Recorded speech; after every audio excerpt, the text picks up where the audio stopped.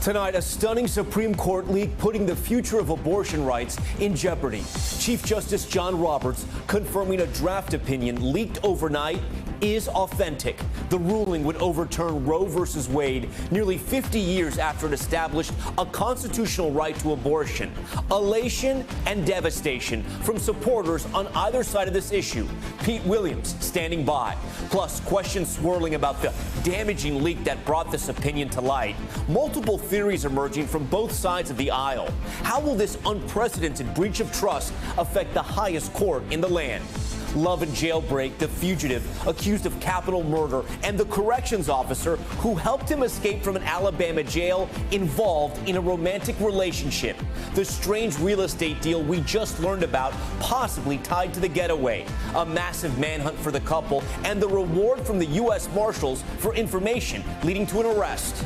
Tornado watch, multiple twisters touching down across Oklahoma. The threat still in effect for 12 million people from Kentucky all the way to Pennsylvania. Bill Cairns standing by with the track. Trump's primary test, votes still being tallied in Ohio after a fierce fight for the Republican nomination for the Senate. But is an endorsement from the former president still powerful enough to sway an election? And the exclusive interview with Bill Gates, the Microsoft co-founder, opening up about his divorce and accusations of infidelity, admitting, quote, "I caused pain," and what he said about his relationship with convicted sex offender Jeffrey Epstein. Top story starts right now.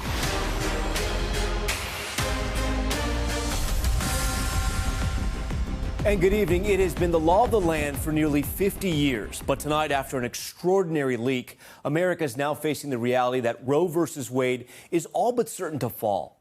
Politico obtaining a first draft of the bombshell majority opinion. In it, conservative Justice Samuel Alito writing, Roe v. Wade must be overturned, adding the 1973 opinion that established a constitutional right to abortion was, quote, egregiously wrong from the start. Hours after the draft surfaced, Chief Justice John Roberts confirming it was legitimate, calling the leak a betrayal, but insisting it's the work of the court would not be influenced in any way. If the draft does become the court's ultimate ruling, states will be left to determine the legality of abortion on their own.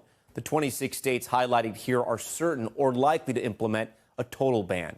As news broke, protesters rushing to the steps of the Supreme Court, the emotion on both sides of the aisle deeply personal, clearly evident. The potential ruling throwing the future of reproductive rights for millions of women and for generations that will follow into question. So let's get right to NBC News Justice correspondent Pete Williams, who leads our coverage from Washington tonight. We say pro-choice. Demonstrators flocked to the Supreme Court shortly after Politico broke the news Monday night, an unprecedented leak of an entire draft opinion in one of the court's most consequential cases, saying the landmark Roe v. Wade decision should be overruled. Written by Justice Samuel Alito, it says there's no support for Roe in any part of the Constitution and, quote, a right to abortion is not deeply rooted in the nation's history and traditions.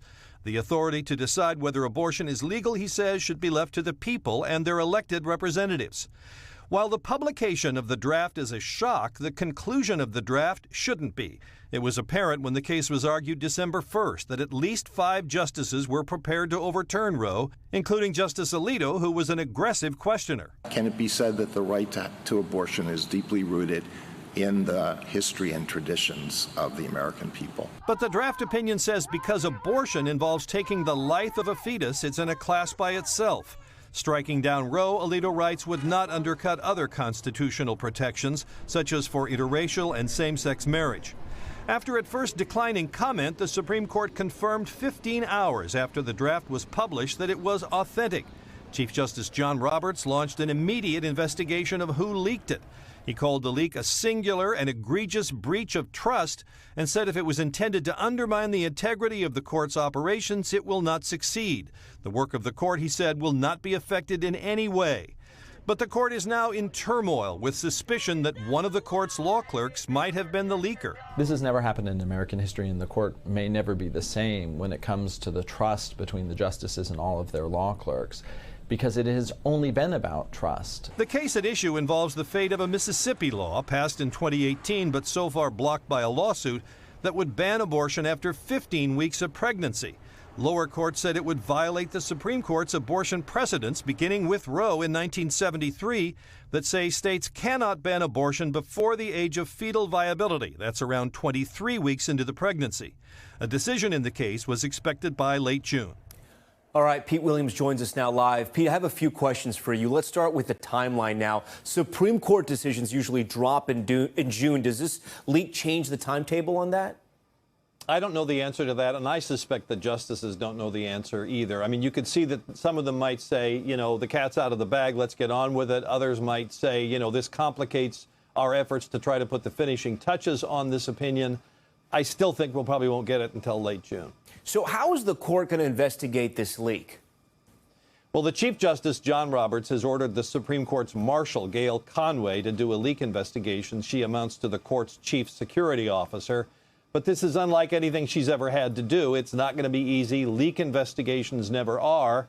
But perhaps it might lead to some new security measures, something that would make it harder to leak a draft opinion like this. So as far as the leak goes, there are some suspicions this could be a law clerk for one of the justices. Explain to our viewers that theory. Well, you start with who has access to the draft opinions. Obviously, the justices do. It just seems inconceivable that one of them was the leaker. So then you go to the clerks. There's, you know, a total of 37 people, roughly 40 people that would have had access to this opinion.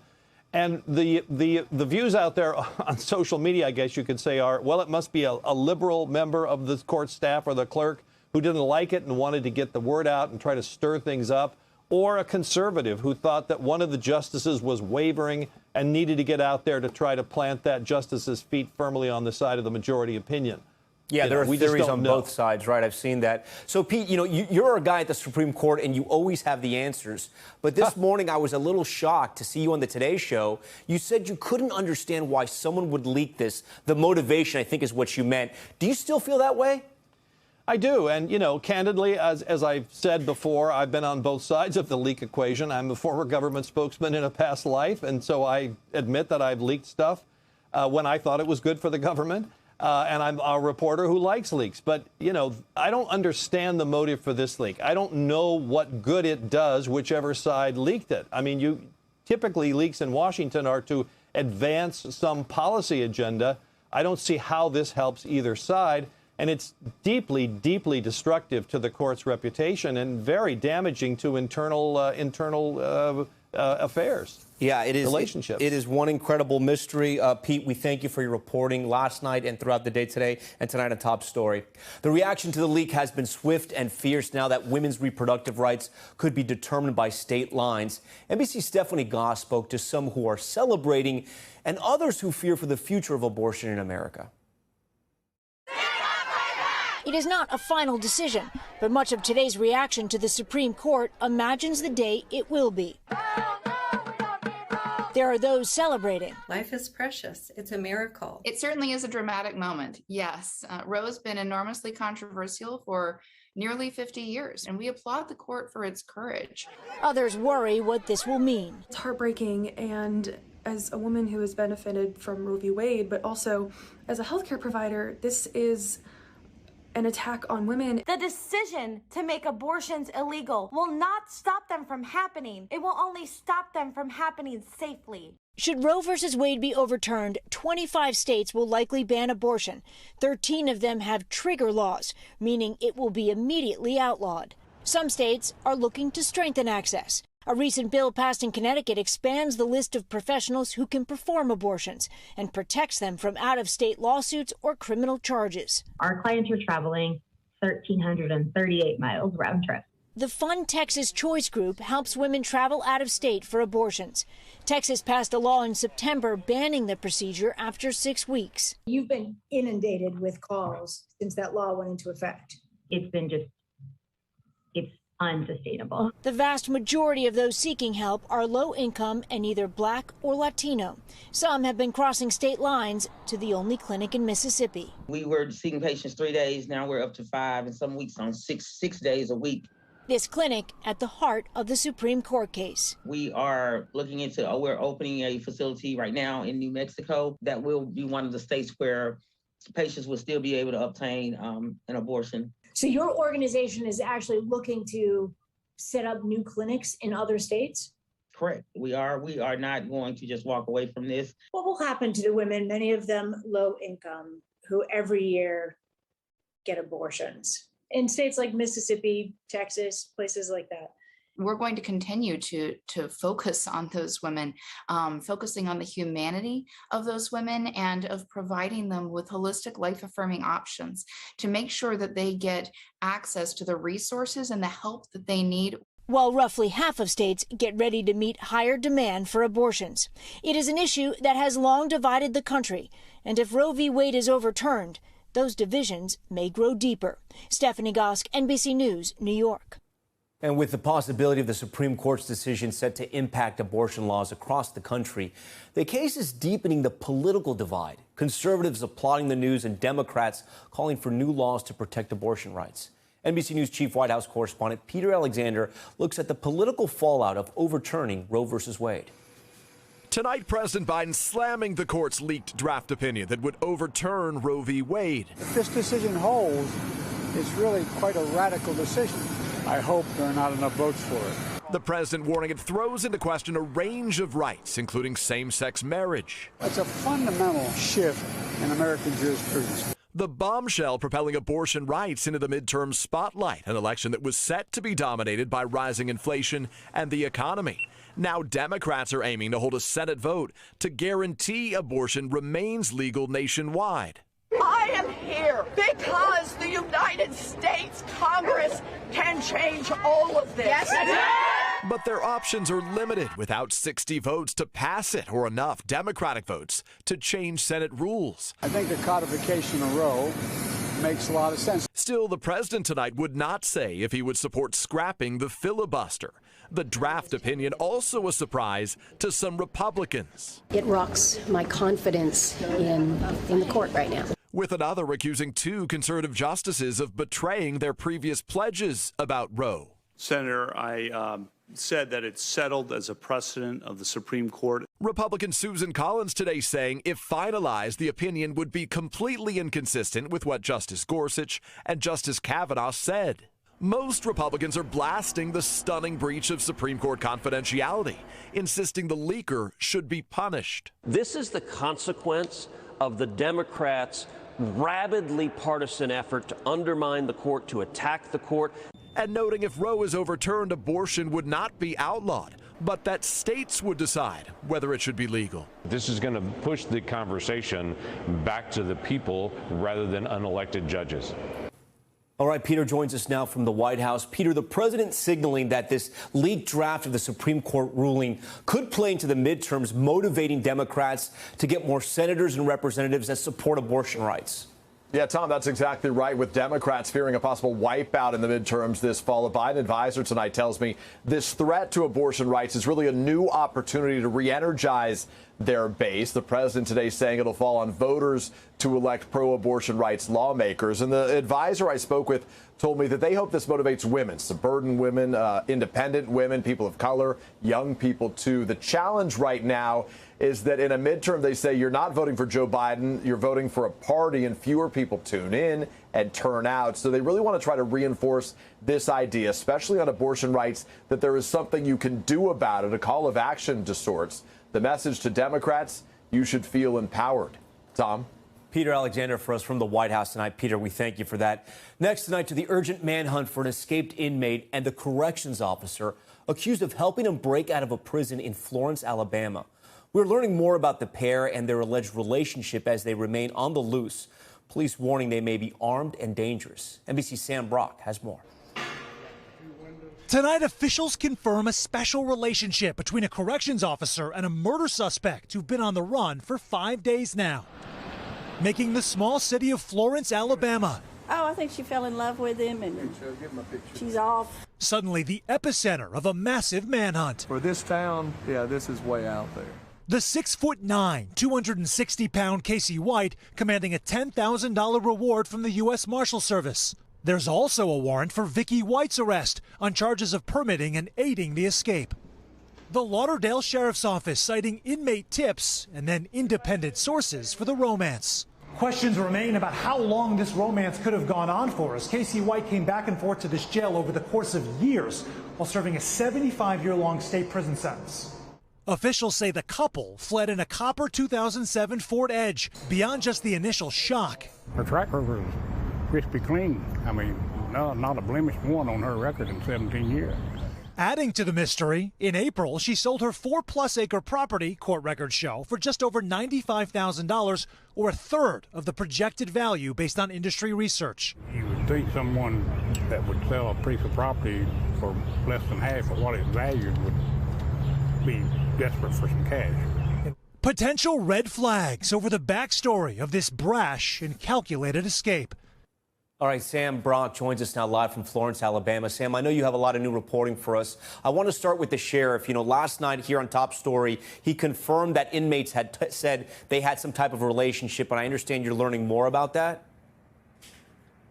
Right, so the characterization, Tom, of a special relationship, what exactly is that? The sheriff, I asked him today, said it's probably not physical. It would be really hard to have that when you have surveillance cameras all over the jail. What he described was more time being spent at the cell block of Casey White during Vicky White's off hours, more food being put on his plate. It's another reference that he made. I spoke with a former inmate today who said that they were actually communicating via digitized letter on a kiosk. I also asked the sheriff about that. He couldn't confirm or deny it. But he did say that it's very possible that they met prior to this February arrival of Casey White. He'd actually been here back in 2020 as well. So this could have been going on for years, not necessarily days or weeks or months. And Sam, you alluded to the real estate issue there in your report. Walk our viewers through what that's all about. So here's what's fascinating about this. We looked at the document of sale. It shows that it's over 4 acres of land. And if you look at the projections from just the real estate industry, some of the brochures and information that's been compiled for brokers, it's listed with a projection of $260,000, but it was sold for $95,000, so a third of what it necessarily could have fetched. The question then becomes, why would that be? And I asked the sheriff that question. He said it's very likely she needed the cash. We don't know definitively at this point. I haven't gotten a lot of details, Tom, right now as to where they are in this investigation and in the search, where the assets are on the ground. But it sure seemed, according to the sheriff, like she needed quick money. Yeah, and finally, what do we know about the manhunt, right? Because this guy is a pretty big dude, and now his face and the face of the corrections officer are being plastered all around the Gulf Coast. So he's 6'9", he's 270 pounds, and where this really gets kind of hairy is I also learned today that they had a suspect vehicle pinned down yesterday, did not want local police departments to share it. It was given a sensitive disclaimer, but one police department did anyway. They are concerned right now that these two suspects saw that and changed cars, and that could have busted up the manhunt, the investigation that is going on right now. All right, Sam Brock, all over this search tonight. Sam, we appreciate your reporting. We want to turn now to the severe storm slamming the south. Oklahoma hit with hail, wind, multiple tornadoes. Take a look at this. One of those twisters touching down in the town of Loyal. That severe weather leveling homes and ripping the roof off this Route 66 landmark. Luckily, no injuries reported there.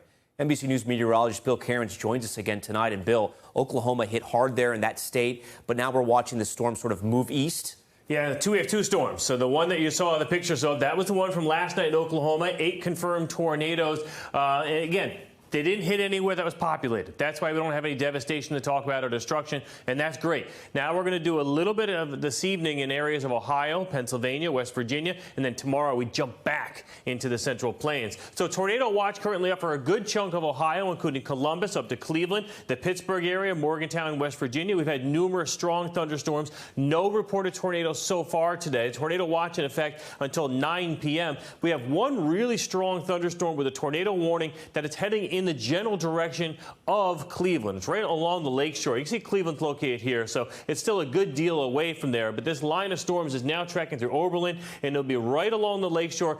Gusty winds up to 70 miles per hour. Power outages likely with isolated tornadoes with that storm. So here's the two storms on the map. We have the one that's located here heading towards Michigan, and then the next one that's going to cause a lot of problems in the next couple of days is now heading through the Rockies. So for the one for tonight, this is the 12 million people still at risk and the slight risk. This is is not expected to be widespread, not going to be a tornado outbreak, isolated tornadoes possible. The next storm system, there's a good chance we could get at least one day out of this of a tornado outbreak, maybe two. We're starting tomorrow right back where we were yesterday. Oklahoma City to Wichita Falls, the Children's Notice. Dallas, Fort Worth, you're on the very edge of the severe weather. The severe storms will start out here towards Amarillo, Lubbock, and San Angelo, and then head eastward. And then the storm system, the second day is the day we're very concerned with. We already have an enhanced risk of severe storms from Little Rock to Texarkana to Shreveport.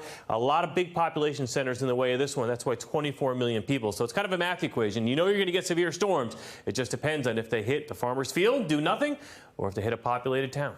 Yeah, and I see Joplin right there on your map, a reminder of what can happen. All right, Bill, we thank you for that. We want to turn to politics now. We head to the campaign trail. Former President Donald Trump's power as a GOP kingmaker is being put to the test in Ohio tonight as votes are being counted in the heavily contested Republican primary. Can Trump still swing tight races? Vaughn Hilliard is in the Buckeye State tonight for the start of a contentious midterm primary season. The first major test of Trump's political influence post-presidency, today in Ohio. How much credit will Trump deserve if you pull off this win? Oh, he'll deserve a lot of credit. J.D. Vance, the author of Hillbilly Elegy, jumping to first place in the polls after winning over Donald Trump's endorsement last month. We have to put J.D. Vance in the U.S. Senate. Trump put his backing behind J.D. Vance. That proves to be a big deal for me. And Did you change your mind when? I did change my mind about a week and a half ago. But the crowded Republican race is close in the final hours. State lawmaker Matt Dolan, a dark horse, the one candidate to draw Trump's ire. My opponents took a different tack. They went for one vote. I focused on Ohio. Dolan saying the GOP should move past Trump's 2020 election conspiracies. If yes, if you think he should move on, raise your hand. Dolan is the only one who has raised his hand. This has kind of been one of the first opportunities to sort of make our side of the party have their voices heard. Trump over the weekend mocking what he said would be the reaction to Vance or his other endorsed candidates in other states losing. They're going to say Trump was humiliated. He was humiliated. The Republican winner here expected to face Congressman Tim Ryan, campaigning on the other side of the state. Trump won this state by 8 points in 16 and 20. How do you close that gap? Campaign. You get out, we've been to all 88 counties so far. We've got a very straightforward economic message. All right, Vaughn joins us now live from Cincinnati tonight. So, Vaughn, looking ahead, we know you're in Ohio, but there are a lot of other tests for the president, former president, President Trump, and to see what kind of power he has, what kind of grip he has over the GOP. Tom, this month is packed of contests that Donald Trump has waded into that are going to put his political capital and his influence to the test. Just this upcoming Tuesday in West Virginia, there's an incumbent Republican congressman who he's trying to oust. You look later on in the month, May 17th, it's Dr. Oz on the ballot, who he has backed in a contested GOP primary in the Pennsylvania Senate race. And then May 24th is the big Georgia gubernatorial primary. There's that incumbent Republican, Brian Kemp, who voted or certified the election results in favor of Joe Biden in 2020 to the chagrin of Donald Trump. And Trump, in return, backed a GOP challenger to him, David Perdue. That is going to be a major contest to essentially butt all this together on the back end of the month here in what is going to be a big challenge to his political influence here ahead. Watching that race in Georgia, Ohio, and Pennsylvania. All right, Vaughn, we thank you for that. For more on the Ohio primary and what it means for the future of the Republican Party, NBC News political analyst and former Republican congressman from Florida, Carlos Curbelo, joins Top Story live tonight. Carlos, I want to illustrate for our viewers at home just how contentious this race has gotten there in Ohio at times. Here's a scene from a March debate. You may not understand this because you've never been in the private. No, you don't. I do. You've never been in the private sector in your entire life. I've worked, sir. Josh, squat. 2 tours in Iraq. Don't tell me I haven't worked. Don't tell me I haven't worked. You don't know squat. It's okay, right? You don't know squat. 2 tours in Iraq. Don't tell me I haven't worked. Back off, buddy. You're gonna you back off. Oh, come on. Never that'll happen. Let's sit down. Never. Watch. Yeah. Watch. We'll square it away with the wrong dude. No, you're dealing with the wrong guy. You watch what happens. You watch what happens. All right, that was candidate Josh Mandel on the right there and Mike Gibbons on the left. Those were 2 candidates, Carlos, that were vying for former President Trump's endorsement. They didn't get it. As we saw in Vaughn's piece there, that went to J.D. Vance. How much is this primary a test for Trump, in your opinion? Well, Tom, this primary is going to start to answer the question, is the Republican Party an entity in and of itself, or is it still owned by the Trump organization? Is it still firmly in Donald Trump's grasp? We have a very clear contrast. One candidate who has embraced the former president, has his support, and the other candidate, and Matt Dolan, someone who has said, I can win without Donald Trump, or at least I want to try. We don't have to keep talking about these issues that Donald Trump keeps insisting on. This is going to be a big test. And you heard Trump hedging a little bit, downplaying it a little bit, just in case his candidate loses. You know, one of the candidates there in that race, State Senator Matt Dolan, has said it's time to move on from the 2020 election fraud claims. Is that a message that's going to resonate with voters, you think? Do you think Republican voters, especially in primaries, can move on from the 2020 election? Well, clearly there are many Republican primary voters who do agree with that message, and that's why Dolan is in contention. He could win. He's probably in second place, maybe even in first place. And what Dolan is also doing is he's thinking about the general election. He knows that independents, which are important in swing states like Ohio, really don't want to talk anymore about the 2020 election, and he's speaking to them. So it's a very careful balancing act for a lot of these Republicans. They have to go to Trump for the primary, and then in the general election, they seek to distance themselves. Dolan is trying to do both at the same time. It's definitely a unique strategy for a Republican in 2022. So you were one of these Republicans who had sort of a complicated relationship with the former president, if I can put it that way. You know, you lost your race. Democrats spent more than I think any other race that year on a House race. But the president also didn't have a great relationship with you. When you hear the phrase President Trump's grip on the GOP, is that a fair phrase? Do you think he still has a grip on the Republican Party? Certainly, Tom. I think it'd be very difficult for anyone, Republican or not, to argue that Donald Trump is not the driving force, the focal point of the Republican Party. Every candidate gets asked, how do you feel about Donald Trump? Do you agree with Donald Trump or not? We see in these primaries, candidates rush to get as close to the former president as possible. He is still the dominant force. He still, in many ways, controls the party. There are other forces in the party, and we're seeing that on display in Ohio, that want to change that. They are putting up candidates this primary season, and at the end of the primary season, we'll know if this is still Donald Trump's party or if this is the Republican Party again, where Donald Trump is a relevant factor. NBC News political analyst Carlos Curbelo from Miami for us tonight. Carlos, we always appreciate your time. Thank you. I want to turn overseas now to the war in Ukraine, where the first evacuees from the Mariupol steel plant we've been telling you about have reached safety. But tonight, Russia breaking the two-day ceasefire and putting an end to the evacuations. The mayor saying there are still 200 civilians trapped inside. Matt Bradley has more on those who managed to escape and those they left behind. After so much darkness, they're finally stepping into the light. Ukrainian civilians evacuated by bus from that Mariupol steel plant where they were surrounded by Russian forces. Tonight, mainly women and children looking dazed, exhausted, relieved. Now, these are the first arrivals coming from underneath that Azovstal steel plant, and they've been bombarded for months, and while they're safe now, their journey is just beginning. A two-day ceasefire brokered by the UN allowed roughly 100 civilians, including about 20 children, to escape the plant. We met 14-year-old Vova and his 10-year-old brother, Slava. They're safe now, but their father, a soldier, is still in the plant, the last Ukrainian stronghold in the city. They say he had to stay and fight. What did your father tell you when you left? What did he say to you? He said we'd meet each other soon, he told me. Their mother, Oksana, is grateful to be free with her children, but without her husband, her home, liberation is bittersweet.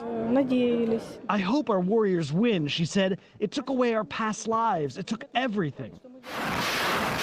Tonight, Russian forces have resumed their assault on the plants, according to Ukrainian soldiers inside. Ukrainian authorities say 100,000 civilians remain in Mariupol, a city in ruins, including Tatiana. You can hear the explosions behind her. I don't know where to go at all, she says. Everything is destroyed. Everything is broken.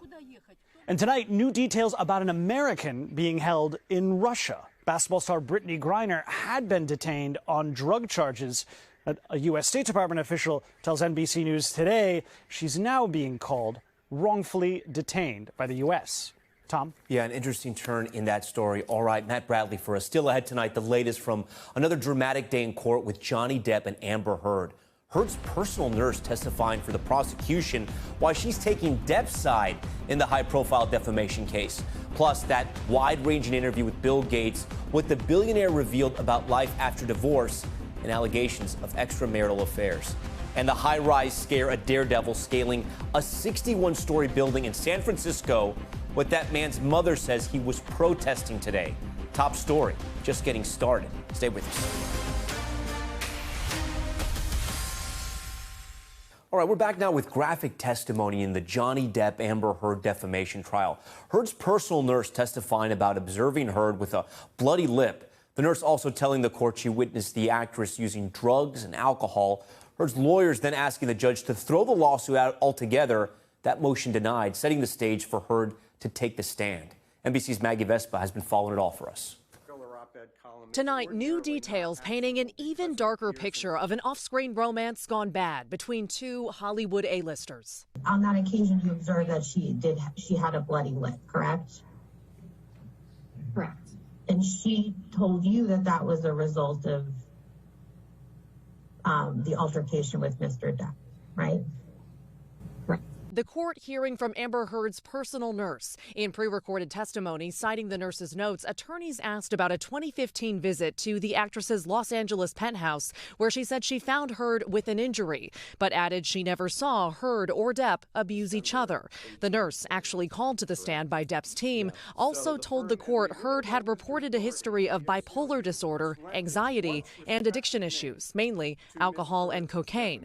And she recalled resentment in the relationship. Do you recall Ms. Heard ever telling you that she thought Mr. Depp was cheating on her?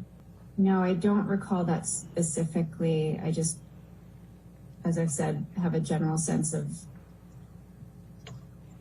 remembering jealousy being an issue. Depp is suing his ex for defamation after she wrote a 2018 op-ed in the Washington Post describing herself as a public figure representing domestic abuse. The actor claims he never abused Heard and said the op-ed, which never directly mentioned Depp, did irreparable damage to his career. His agent testifying yesterday, Depp has become a Hollywood pariah. Zero. No studio films. Depp is suing for $50 million, arguing Heard, in fact, abused him. His bodyguard testifying he saw Heard punch Depp in the face during a heated argument. And whose fist was that? That was Miss Heard's fist. Amber Heard's fist. Heard is countersuing for $100 million, denying she abused her ex-husband. In the case of that punch, previously arguing in court records it was to protect her sister. After weeks of graphic testimony, "This is not helping, you stupid! This is not helping!" Depp's team rested today. Heard's lawyers moved in, asking the judge to throw out the suit, arguing Depp failed to prove his case. The court should grant the motion to strike because the undisputed evidence is that he did, in fact, abuse Amber. The judge denied that motion, the decision setting the stage for another headline-grabbing moment. Heard herself is expected to take the stand tomorrow. This after the star abruptly fired her PR team, with sources telling NBC News she's frustrated coverage of the graphic trial has so far favored her ex. Tonight, Heard's team gears up for a highly anticipated attempt to turn the tide. All right, Maggie Vespa joins us now live from Los Angeles again tonight. So, Maggie, a lot of people will be watching Heard's testimony. Again, we expect that tomorrow, but her team already called their first witness, a forensic psychologist. What did she have to say? Tom, she said a lot about patterns of abuse in romantic relationships and about Heard's account of being abused throughout her life. That psychologist, Dr. Dawn Hughes, testifying that Heard was raised by an abusive father, making her all the more likely to gravitate toward abusive relationships as an adult. And a lot of people online pointing out that Heard, now 36, appeared teary-eyed at times in court today. And again, we expect to hear from her tomorrow. Tom? All right, Maggie Vespa, I'm sure we're going to check in with you tomorrow night. Thank you. Now to an exclusive interview with Bill Gates, the Microsoft co-founder, getting personal as he discusses his divorce with ex-wife Melinda French Gates. In a wide-ranging interview with Today Show anchor Savannah Guthrie, the philanthropist addressing affair allegations for the first time and reflecting on what he says has been a tough year since splitting with his wife of 27 years. Zincle Esemwa has more. Well, the divorce is definitely a sad thing. I have responsibility for causing a lot of pain to my family. Billionaire Bill Gates getting personal on the Today Show. In an exclusive interview with Savannah Guthrie, Gates opened up for the first time since filing for divorce from his wife of 27 years, Melinda French Gates. It was a tough year. I feel good that all of us are moving forward now. His comments coming just after Melinda opened up to CBS News about their ending. I had a lot of tears for many days. I mean, days where I'm literally laying on the floor in the carpet, this close to me, thinking, how can this be? Today, Gates responding. So it's a very hard adjustment. I know divorces are different, but, just a complete change. We were partners. We kind of grew up together, and now that's different. We're not married. Frankly, there were allegations of extramarital affairs, and when she was asked about that in the interview, she said that is a question that Bill needs to answer. So here you are now.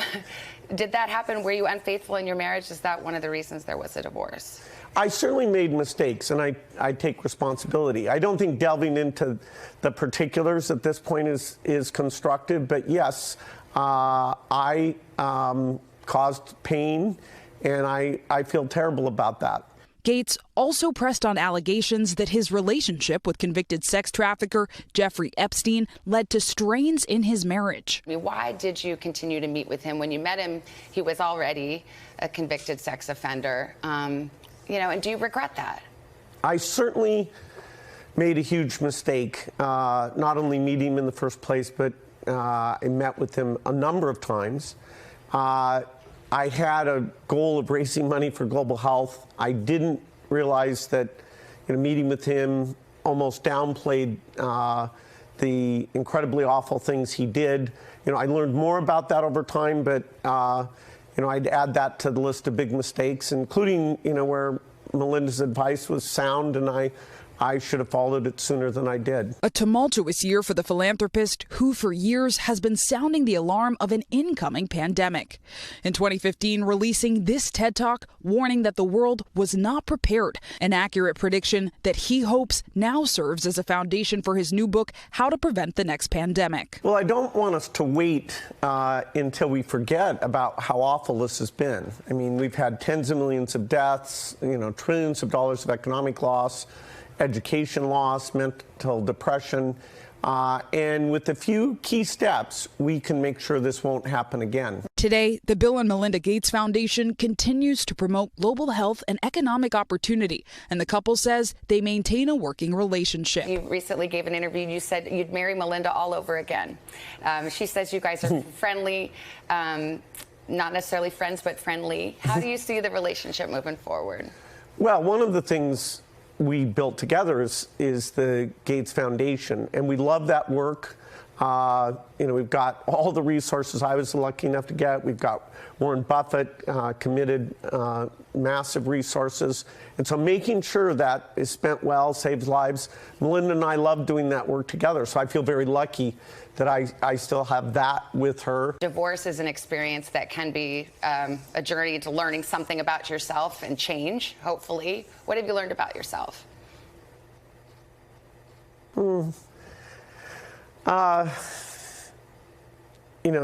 There's areas like climate or, health where I have expertise. And on personal matters like this, I don't think of myself as an expert. I should be very humble about, success, has a tricky aspect to it. So, I don't have great advice for other people. And of course, Tom, when it comes to Gates, the other big headline has often been what appears to be a beef between the billionaire Gates and another billionaire, Elon Musk. But when asked about what he thought about Musk's recent acquisition of Twitter, Gates said he doesn't want to underestimate Elon, noting that he's done a lot with Tesla and SpaceX and climate change work. And while he said he's not exactly sure what Elon Musk will do with Twitter, there is an opportunity and a need for innovation in that space. Tom? Sinclair Asamoah, President Clay, we thank you for that. Coming up, what police are saying about the remains of a person found in a barrel in a Nevada reservoir. Plus, Nearly 5,000 women and girls have gone missing in Mexico in just the last 2 years. 5,000. What's being done to fight the crisis there? Priscilla Thompson standing by. She'll join Top Story Live tonight with new reporting on a story of one woman and her case and why the entire country is following that. Stay with us.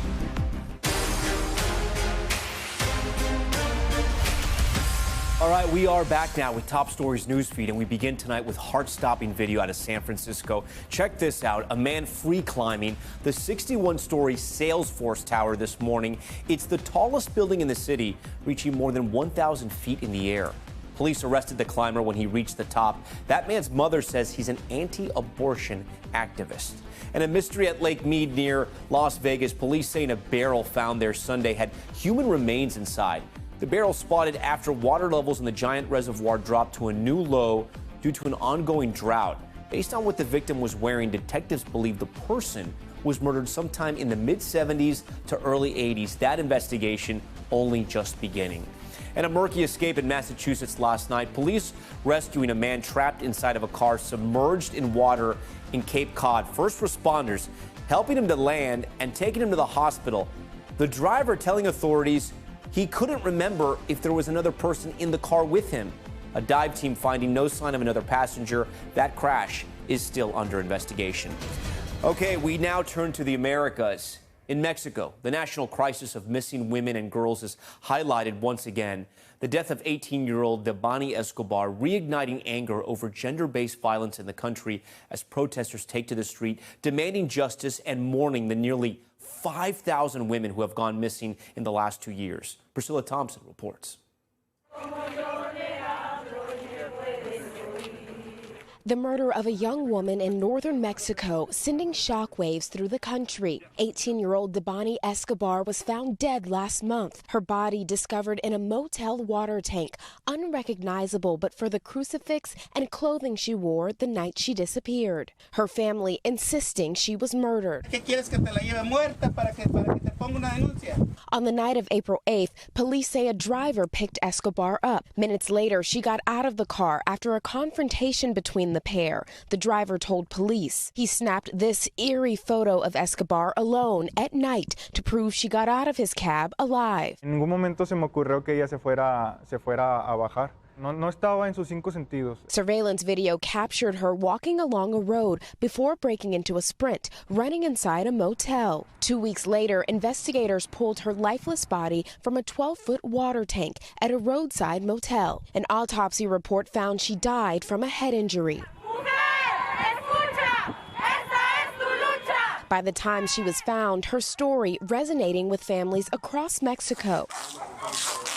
Tengo la esperanza de poder volver a abrazar a mi hija. The mother of Carla Castillo still has hope she'll find her daughter, her room still intact since her disappearance a year ago. No sé dónde se encuentre mi hija. She's one of nearly 5,000 women who have gone missing in the last 2 years. This year alone, that number has already reached 1,600. This is a human rights crisis on a massive scale. Michael Lettieri is the co-founder of the Mexico Violence Research Project and has studied gender-based violence in Latin America for nearly 2 decades. We see these outbursts and outcry, but it doesn't feel like it has led to any long-lasting change on this issue. Why is that? The Mexican government has rolled out numerous programs. Are the programs poorly designed at times? Absolutely. So the issues and the willingness to invest in structural changes that would protect women, it's just not there. Bottom line here, who's to blame for this epidemic of the missing and what needs to change? I don't know that we can blame anyone for the missing. Where we can very squarely place blame is on the state's failure to make a good faith effort to resolve it. Disappearance is something that needs to be treated as a serious crime in Mexico, but the resolution of disappearance cases needs to be treated with a greater perspective on justice. All right, Priscilla joins us now live in studio. So as we mentioned earlier, that case of Debani Escobar, the 18-year-old who's gone missing, has captivated the entire country. And I know you have some new reporting tonight. Yeah, Tom, we're learning that Debani's father actually had an independent autopsy conducted that he has turned over to officials. And he says there are discrepancies between what his report found and what the official report says, specifically that she did not have shoes on when she was found. And he says that that could indicate foul play. But really, this is indicative of this larger issue of mistrust between Mexican citizens and officials and the people who are investigating these cases. And experts that I spoke to say that there needs to be more investment in the forensic science around this, more support for these families, and in general, a cultural shift, specifically among politicians and high-ranking officials and within the justice system, so that these families feel like they can trust the information that officials are giving them and trust that these cases are being investigated and that they're working to solve them. Yeah, when you just think about that one stat we've been saying, 5,000 women and girls. Yeah. I mean, it's unbelievable. Okay, Priscilla, thank you for that. Time now for Top Stories Global Watch in Beijing, preparing for a possible COVID spike. People, they're stepping out for short walks in China's capital city. It's 22 million residents under stricter COVID restrictions now. It's trying to avoid a full-blown lockdown like Shanghai with mass testing and delayed school reopenings after their Labor Day holiday. We want to go to the Colombian presidential candidate saying a gang is trying to kill him. Gustavo Petro scrapping campaign plans because of an alleged assassination plot. Colombian authorities saying they could not determine whether there's a plot against him. The leftist candidate promising to address massive economic inequality in the country and is leading in the polls ahead of the May 29th election. Okay, still ahead tonight, back here at home, the skyrocketing inflation. The tough choices some Americans are making as they try to put food on the table. That's next. All right, we are back now with Money Talks. We don't have to tell you this. Inflation is hitting hard. Everything is so expensive these days. The Federal Reserve is expected to raise interest rates by 0.5 percentage point in an effort to slow those rising prices. That announcement expected as early as tomorrow. NBC's business and technology correspondent Jolene Kent tells us how consumers are changing their spending habits. Tara James is exhausted by rising prices. It's been difficult. My grocery bills are getting larger and larger. The single mom in Yonkers, New York, just started a new job after being laid off in the pandemic. But with inflation at 8.5% and an 11-year-old son. What kind of changes have you had to make? We're having less meat. We're less fresh vegetables because they're a little bit more expensive. In a new NBC News Morning Consult online poll, 6 in 10 shoppers say they've decided not to purchase an item because it was too expensive or decided to wait until the price went down. Major brands are feeling the pain. 1-800-Flowers says customers are spending less on some bouquets. We're starting to see the consumer tighten a little bit in those everyday just because occasions. Are you bracing for inflation to persist or get worse? We need to make sure that we are bracing for it to get worse and prepare for that. The last thing we ever want to do is have to pass cost on to the consumer. With an interest rate hike anticipated tomorrow, the Federal Reserve is trying to cool off demand and slow inflation. We need consumer spending to soften. The more people feel comfortable going back to work, the faster our economy can get back to normal. Something Tara James says can't come soon enough. Just because of what I and my son have been through in the last year, on top of prices rising, the whole thing, it has just made me weary. Jolene Kent, NBC News, Los Angeles. Coming up, a great story of paying it forward. A Nashville woman who says her Uber driver saved her after she was robbed at Coachella. What she's doing and how she's helping him and his family when we come back. Stay with us. Finally tonight, paying it forward. What started out as a bad day at Coachella for one social media influencer has turned into a viral sensation thanks to the Uber driver that stepped up. His acts of kindness now going viral long after the music stopped. A few weeks ago, hundreds of thousands flocked to the Coachella Valley for the return of its famous music festival. But influencer Becca Moore from Nashville did not have the picture-perfect experience she was hoping for. This guy stole my phone, credit card, and keys out of my purse. But when Becca's hotel called her an Uber, driver Raul Torres didn't just take her to the Sprint store to get a new phone. He was like, ew. what happened to you? And I was like, nah, I just got robbed. And he was like, not on my watch. What started out as a one-way Uber trip turned into a whole day of helping Becca get back on her feet. He helped me file the police report. He bought me food and stayed with me from 10 a.m. to 6 p.m. until he knew that I was going to be able to go home because I had a new rental car. A stranger's kindness even more powerful when she learned Raul's story. While we were eating, he started showing me pictures of his family, which is when I learned that his daughter is currently going through chemo and his dad has terminal cancer. And they were both under Raul's care, which is why he had to Uber drive. Raul had hoped to use the day making money to pay for his daughter's cancer treatment. He didn't charge me for the entire day, and it was like an entire day of work for him. And I was like, why were we so focused on my situation when you're the one that needed help this entire time?